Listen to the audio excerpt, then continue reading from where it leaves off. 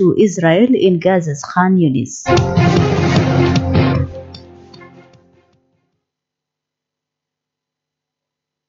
Assalamu alaikum wa rahmatullahi wa barakatuh. Welcome to the program. My name is Samira Galoro.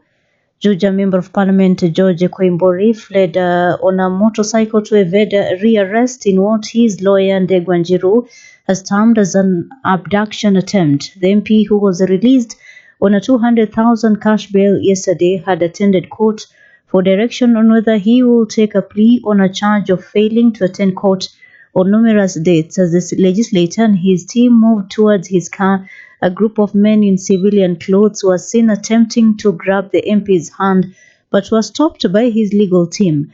The DPP has opposed the temporary release of Juja MP George Koimbori, arguing that he is likely to abscond court proceedings.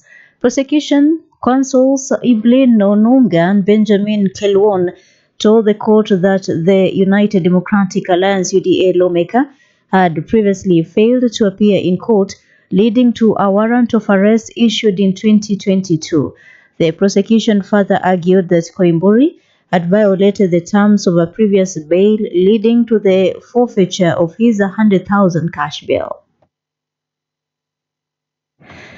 The Rural and Urban Private Hospitals Association of Kenya RUFA has announced it will suspend Social Health Authority SHA services starting Monday, citing continued ignorance to iron out existing challenges. Speaking to the press, the association's chairperson, Dr. Brian Lishenga, stated that the challenges surrounding the new healthcare system have been ignored, endangering the lives of patients. Lishenga added that the debacle is threatening the survival of health facilities due to a weak service provision. RUFA now wants the government to settle 30 billion shillings debt in NHIF arrears in full payment, to revise and streamline the SHA outpatient reimbursement model, and ensure fair and timely payment under Medical Administrators Kenya Limited.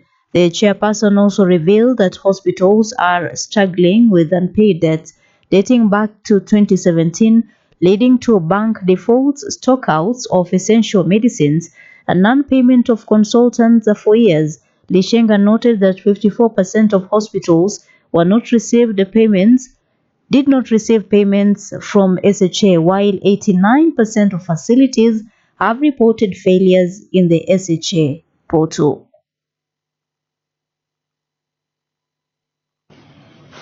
Either SHA na serikali ziweze kulipa pesa hizo 100%, ama watoe ratiba ambayo watatumia kulipa pesa hizi ambazo tutakubaliana na RUFA. Ya pili ilikuwa ni kukataa mfumo ambao unalipa matibabu ya wale wagonjwa wanaokuja hospitali na kurudi nyumbani.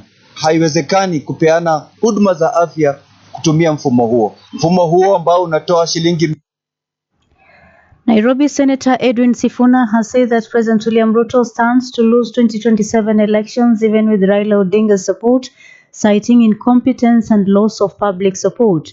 Sifuna said Ruto has failed to manage the country's internal and international affairs, making the grounds for re-election severely slim.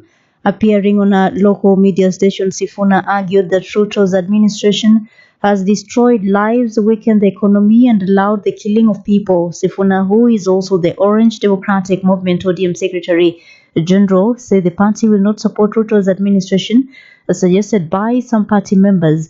He dismissed the speculations that Ruto's support for Raila during the AUC chairmanship race would influence ODM's political direction. The statement comes as the ODM party navigates a turbulent political storm, with internal divisions deepening over whether to support President Ruto's government.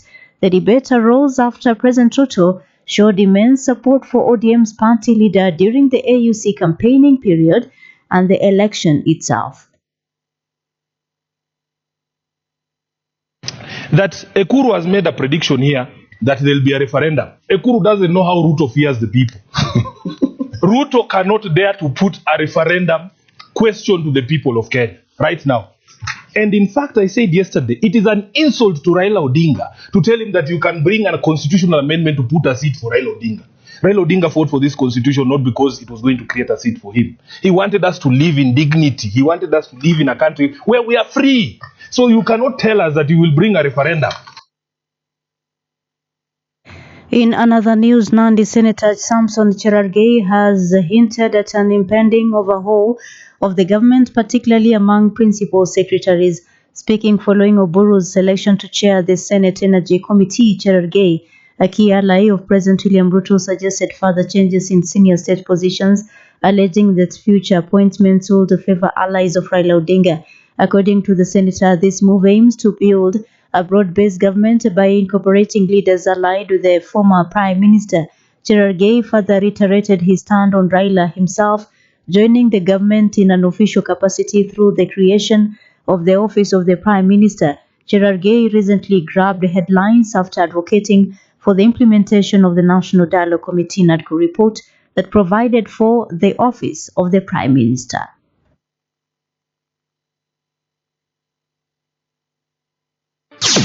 This is 95.0 Iqra News.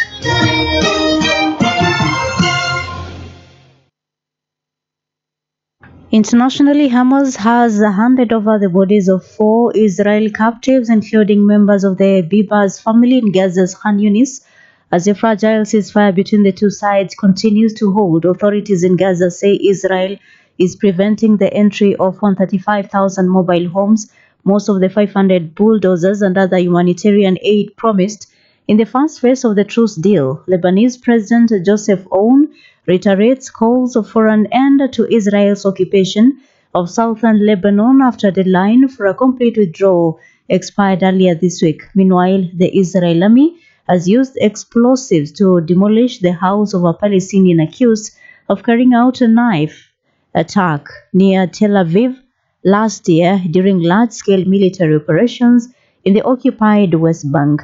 According to witnesses, Israel forces evacuated the occupants of the 3-story house and blew up the building in Salfit in the northern West Bank. For years, Israel has pursued a policy of home demolitions as a punitive measure against families of Palestinians accused of involvement in attacks against Israel targets.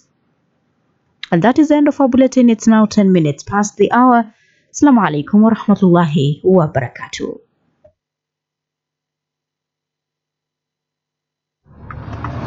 Looking for a